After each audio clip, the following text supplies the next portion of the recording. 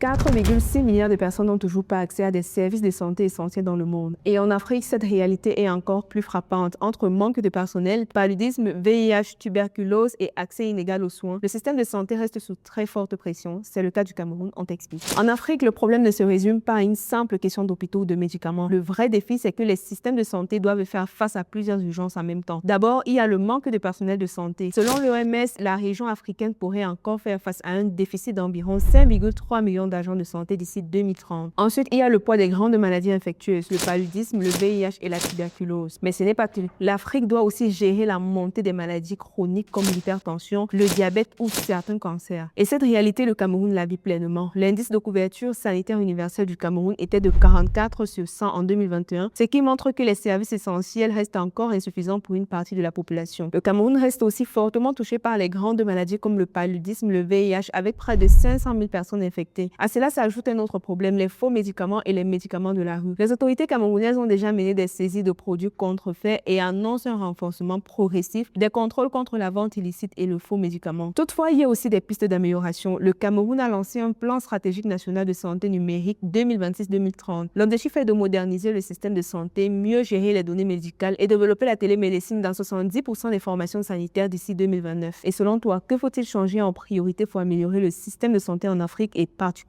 au Cameroun? Donne ton avis en commentaire et surtout abonne-toi.